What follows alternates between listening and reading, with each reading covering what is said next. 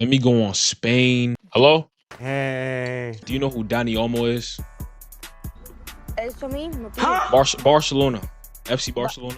Barcelona. Sí, sí. Número 20. The fuck? Get the fuck out of here! That shit garbage, nigga!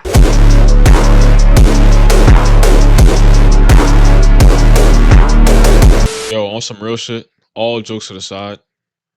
This news right here, Dani Olmo is out for 3 to 4 weeks after playing like straight chlamydia. It's not surprising whatsoever. Last video, I made a whole video about how concerning this Barcelona team is, how concerned the high line is with no leader. I feel like a lot of people just that shit just went over their heads. The high line, it led us to a lot of glory last season. But I'm gonna say this again because I feel like a lot of y'all just don't understand. There's no real leader at the back. I feel like I stuttered. Let me say it one more time. There's no real leader at the back. Okay? The high line, as suicidal as it is, no risk, no story, no risk, no reward. I respect Hansi Flick's swag. But there's no leader at the back to lead that kind of ship. Moving forward, as you can see by the title, thumbnail, etc., Dani Olmo is out injured. Dani almost cooked. The key word here is concerning. This whole 60 million signing for Dani Olmo is concerning. It has been concerning. Nobody kept talking about it. A lot of people kept let, oh, nah, it's his first season, this, that, and the third. Yeah, nah, let's just ignore all the red flags. That's one thing I want y'all to never do in life. Never ignore the red flags. You don't know people's true intentions. You don't know how much of a fake demon somebody could be. Dani Olmo, he's out for 3 to 4 weeks. Y'all let me know in the comment section how y'all feel about it. Dani Olmo, I feel like these past couple of weeks he's been getting a lot of hate. I feel like I don't need to add to that, man. I really don't need to add to that, man. I'm gonna be supporting him. Listen, the game against Rayo Vallecano in the beginning of the season, that's when it shit started. That's when like, all right, bro. This is your second season here. All this, baby. We're not doing none of that shit, bro. You're 27 years old. Fuck out of here, bro. 27 years old, missing open chances and stuff. Don't turn up in big games. In a club like FC Barcelona, people are going to be talking. Excuse me. People are gonna have something to talk about. People are gonna be, yo, what are you doing? What are you doing? What are you doing? What are you doing? And you're gonna turn up in a small game, gaslight all the fans, get their hopes up, give them blue balls. Blue balls hurt, by the way. Blue balls hurt. And then you leave when time matter. You leave when everybody's like, I remember the game against Inter Milan. Chat, I'm not gonna lie to y'all. This is a reaction video today, man. Pets, what the hell happened to Daniel? Before we get into the reaction video, obviously you're not gonna subscribe button. I'm gonna talk about this specific thing before we get on to the reaction video. The game against Inter Milan. Tight spaces. Oh, Daniel was gonna be very key. Where the fuck were you? And I know you're gonna be talking about, oh, he scored a goal. Where the fuck were you, bro? I know y'all gonna say, oh, you gotta leave the past in the past. You gotta move forward. What if I don't want to though, bro? That Inter Milan game is still in my brain. It's hard for that shit to just leave, bro. That season, it's hard for me to just forget that season. On every type of Twitter discourse, TikTok, Instagram, bro, the amount of edits I've seen, the only man that's gonna really lead Barcelona to success in the Champions League final, Dani Olmo, tight spaces, he's gonna be very key. Let's get on to the reaction video, man. Because, bro, honestly, if I go into detail about how much, like, he disappointed me that game, he might not even call me a Barcelona. Guys, I'm a Barcelona fan, guys. There's no hiding. There's no, oh my gosh, he talks so much shit about these players. This guy came in for 60 million.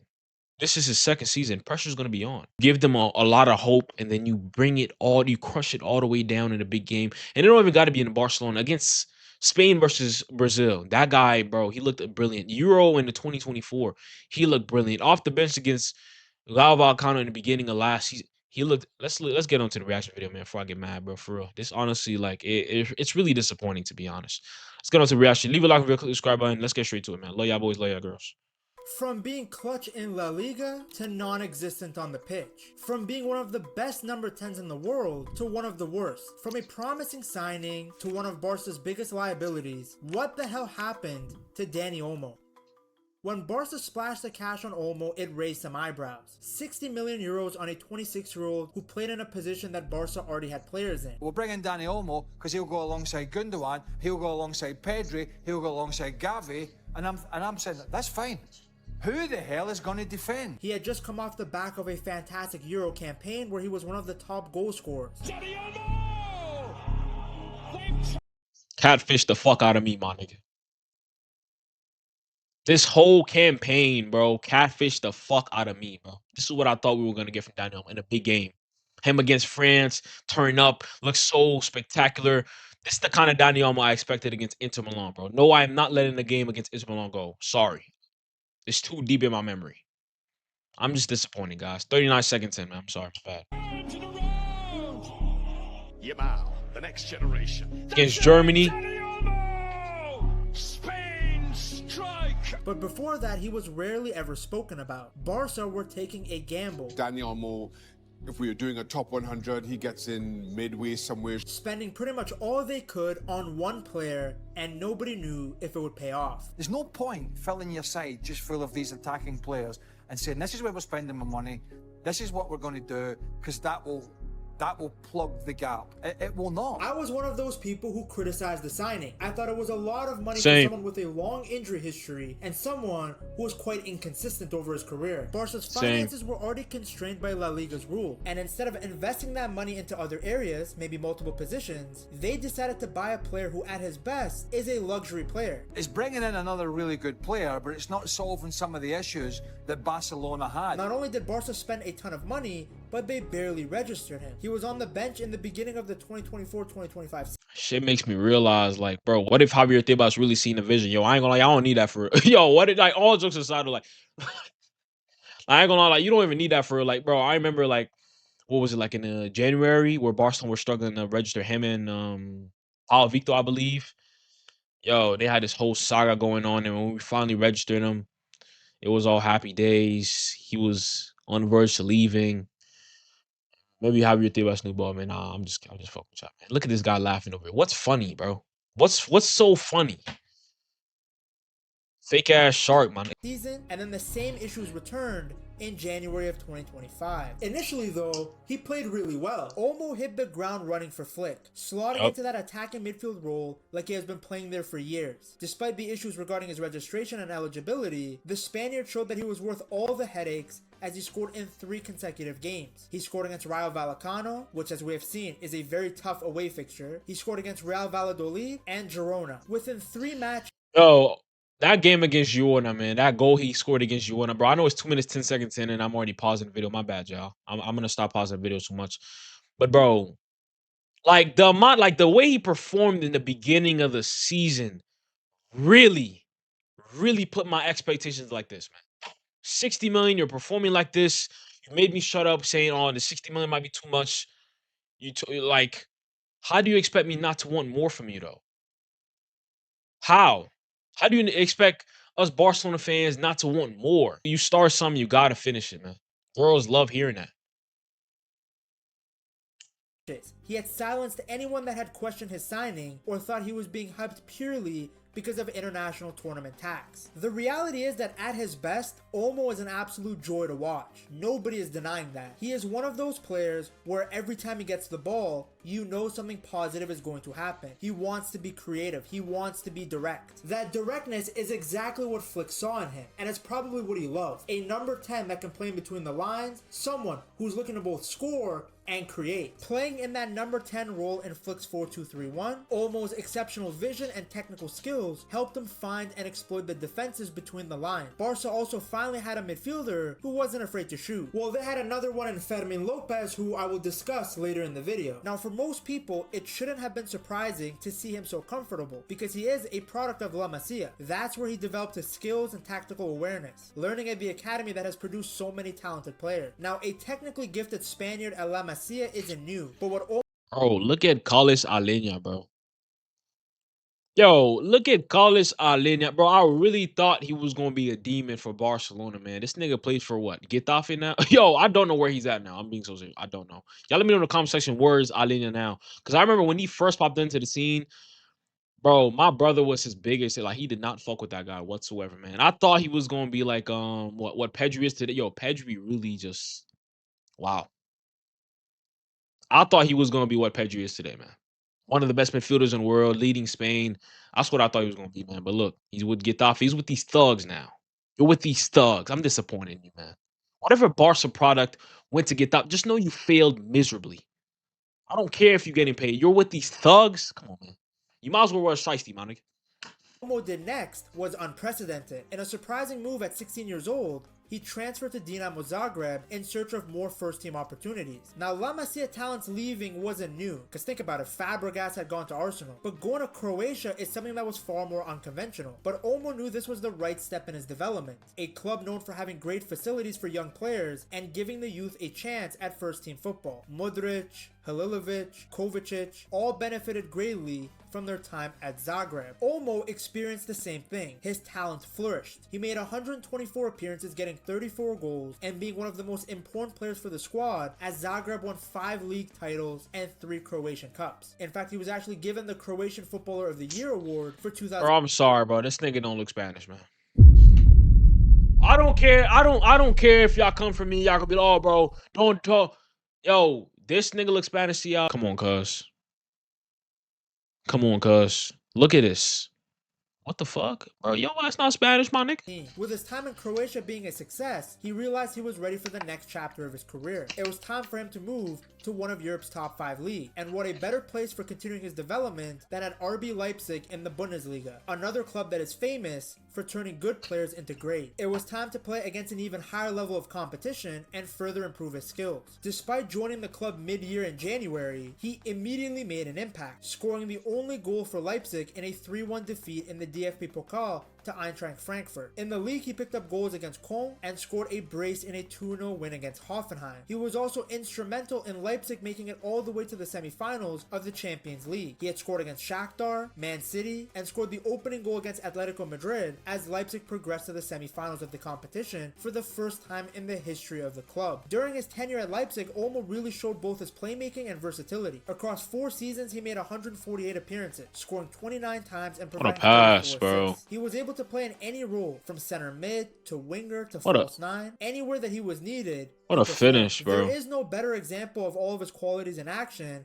than his hat-trick against Bayern in the 2023 German Super Cup. But his time at Leipzig also revealed the biggest issue in his career, the dark side. The reason that other big clubs hadn't come to pick him up despite the qualities he showed both in Croatia and Germany. The main reason that many people, like myself, were hesitant about Barcelona splashing this the nigga cap. balding? Olmo is very injury prone. His career has been marred by a series of injuries that have raised concerns about his durability. Since 2021, Olmo has faced multiple setbacks, including muscle injuries, knee issues, and shoulder dislocation. In fact, the season before he joined Barca, he missed 29 games due to 3 significant injuries: a knee injury, a joint dislocation, and muscular problems. The season before that, he missed 13 games over 49 days because of an inner knee ligament tear. Then he missed 7 games over 35 days for a torn muscle fiber. So in total, in the 2022-2023 season, he missed 20 games. And the season before that, it was the same thing. 19 games missed. You see, nobody had ever doubted Olmo's talent. You just have to see him touch the ball once to know that he has that star quality. But the injury history was a concern,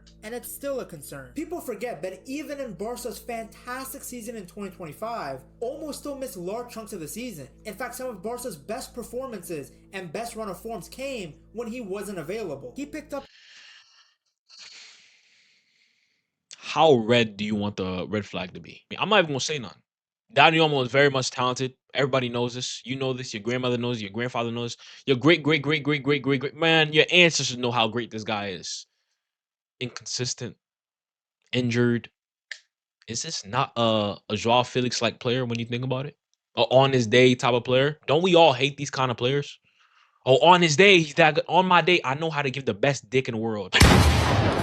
Nobody's trying to hear that bullshit, bro. A muscle injury very shortly after his first few games for Barca. These reoccurring injuries have impacted his availability and consistency on the pitch. So even in a season where the team did really well and Olmo did well individually, there were cracks beginning to show around his performances, especially in the second half of the season. You see, he's great against low blocks. That's why the majority of his best performances have come in La Liga. He is super good at finding little spaces and using his technical ability to take advantage. But as soon as Barca play a more elite team, a team with workhorses in midfield, a team that doesn't play a low block, Olmo struggles. This is proven by the fact that he was a non-factor in the big Champions League games like against Inter. Your big money signing cannot ghost in a Champions League semi-final. Exactly.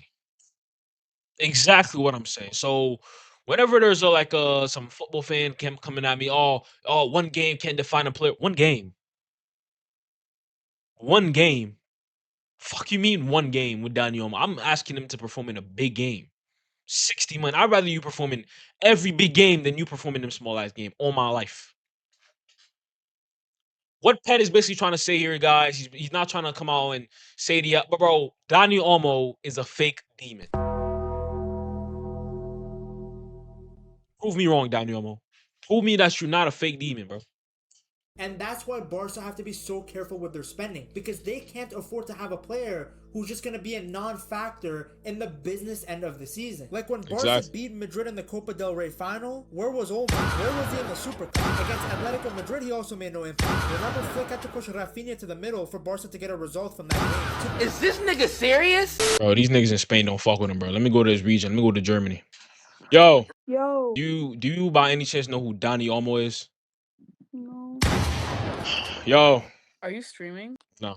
Why do everybody keep saying that shit? Because you have like a set and a microphone and everything. I be gaming and stuff. Yo, do y'all know who like Dani Olmo is by any chance? No. You're going to jail. To be honest, I think Flick noticed this too early, because if you look at some of Barca's biggest games, Olmo didn't start in them. He didn't start versus Bayern, and what do you know? Fermin Lopez, who started instead, was one of the best players out there. Olmo didn't start against Atletico in certain matches. When he did start against them, he wasn't good. Same thing in the final El Clasico of the season. Barca won 4-3, but Olmo was a non-factor. Then we saw the same thing from Olmo against PSG in the 2025-2026 season. One of the biggest reasons PSG won that game is because with Olmo, Barca were basically down to 10 men out of possession. He was providing almost time nothing. to find a He new wasn't job. covering distance. He wasn't able to match the intensity of the game at all. I don't know what it brings the question again. Like I said in my TikTok, like I said in the past couple of my YouTube videos, what does he do? What does he actually do, bro? Generally, like, what does he do? When you're but he plays in the tight spaces. Yo, I don't care about your tight coochie, my nigga. What is he doing? What does he actually bring to this Barcelona team, man? Continue watching this video, man, for real. Like, he just started speaking, like Ped just started spitting facts, and I'm just catching on. Like, against all these big games that Barcelona were performing extremely well in, he wasn't even involved for real. What the fuck? Bro, did we just get scammed? Yo, these German teams out here, man, y'all worse than ATL niggas. is, but against elite teams, in games that are more open, against some of those midfielders that are workhorses and are good athletically, Olmo really struggles. Now, this would be cancelled out if he could do his magic on the ball when Barca have possession, but in the beginning of the new season, he's been poor, like really poor. And the funny part is, he's the healthiest he has ever been. No injury issues, yet the performances look awful. He's injured now. He would score a bunch of goals and then get injured. To be honest, I'd rather have that version of Olmo back. He followed up the disaster class against PSG with an even worse performance against Sevilla. Remember, La Liga used to be his bread and butter, and now he's not even helping in this competition. How is it possible that one of the most technical players in the world loses the ball every time he touches it? He has gone from being one of the most creative and clever players to one of the team's biggest problems. Every time I watch him, somebody call me. Hello? Hey, I'm around the corner. I'm pulling up. Okay.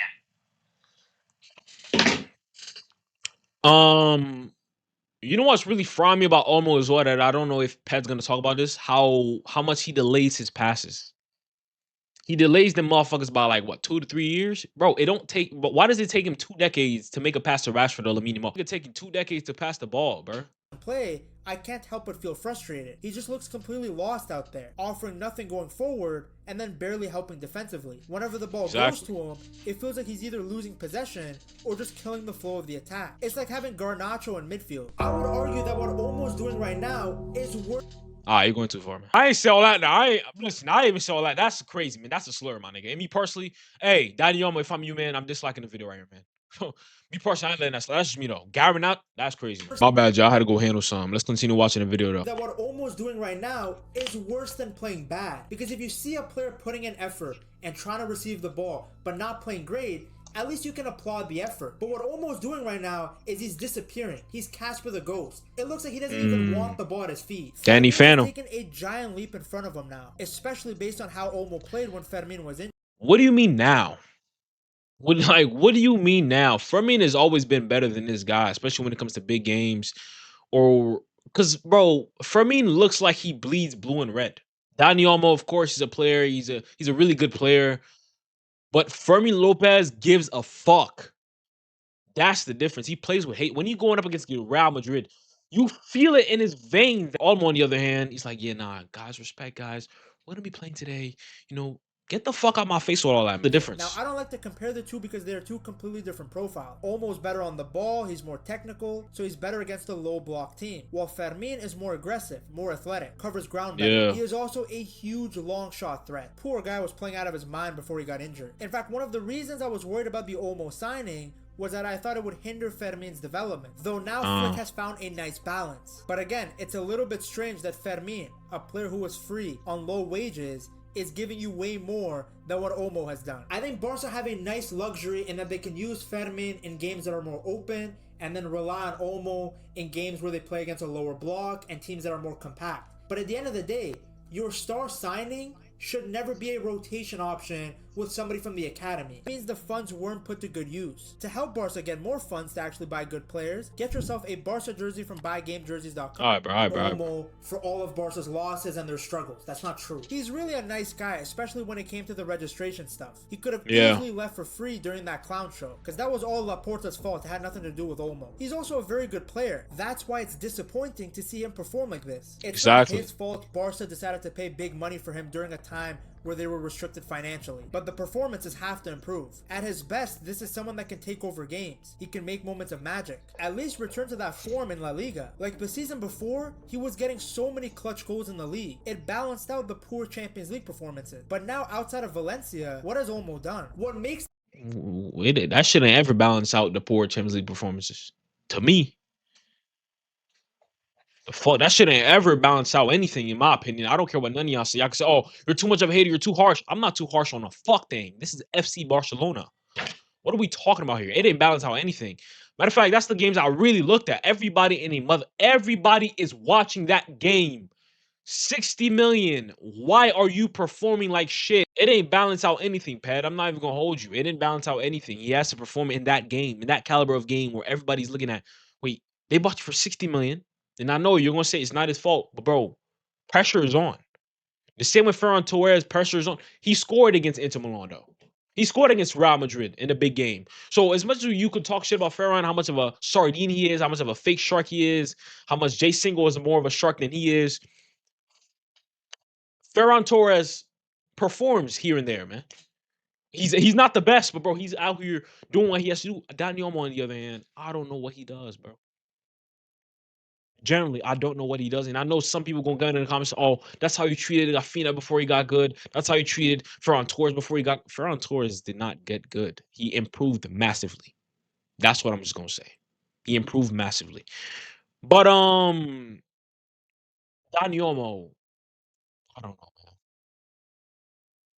I really want him to work, though. I'm really just going to believe in him. I really want him to work, man. I'm not going to just... I really want him to work, man, for real.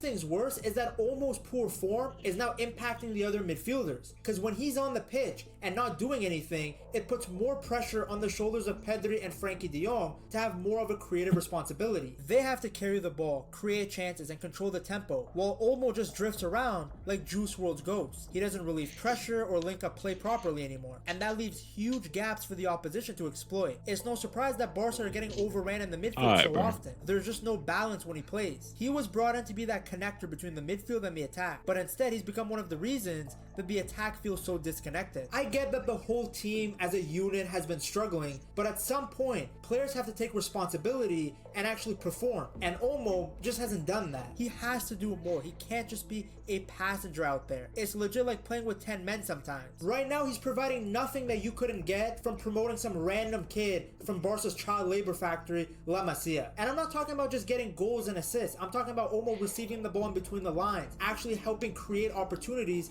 for the other players. Outside of that back heel against Valencia, off the top of my head, I can't think of an opportunity where Olmo really took over a match. Of course, this doesn't mean he can't turn it around. It's still early. Nobody's saying he is finished or that the season is done. I always have to reiterate this because people either don't watch the video fully or have significant comprehension issues. I am not saying Olmo's done. I am not saying that Olmo won't help Barca again or that he's finished at the top level. That's not what I'm saying. When I look at this team week in, week out, Olmo consistently stands out, and not in a good way. At first I thought maybe it's just bad luck with injuries or a tactical mismatch, but it seems like it might be something deeper. Maybe something is happening with him off the pitch, something personal, because his confidence looks completely gone. Like his decision making, which used to be one of his biggest strengths, is not one of his biggest weaknesses. You can see it every time he tries to dribble or pass. It's hesitant, slow, and predictable. For someone who is so technically gifted, he's become surprisingly sloppy under pressure. Barca need midfielders who can control the game, handle pressure, and contribute to both sides of the ball. Right now, Olmo does none of that. He went from a promising signing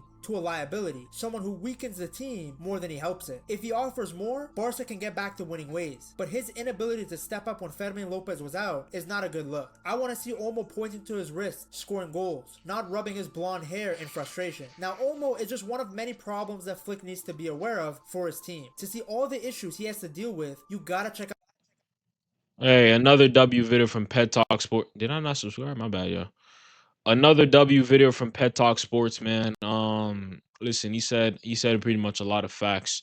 Listen, Dani Olmo, man, you're talented as fuck, bro. You're overly talented. Everybody knows this, but bro, all we're asking for is to perform in the big games, be consistent. These kind of injuries you're having, I know it's very unfortunate, it's very unlucky. This is not a Dani Olmo hate video. This is just tough love, if anything, bro. Tighten up, man. Do better. You're better than this. You know what I'm saying? You're better than this, bro. Like, I know there's a lot of people out here ready to just throw shit around, you know, say, fuck Olmo, do this, that, and the third. And I will take accountability and say I have said a couple harsh things saying you don't even look Spanish. Bro, you don't look Spanish at all. I'm not even going to, you don't. But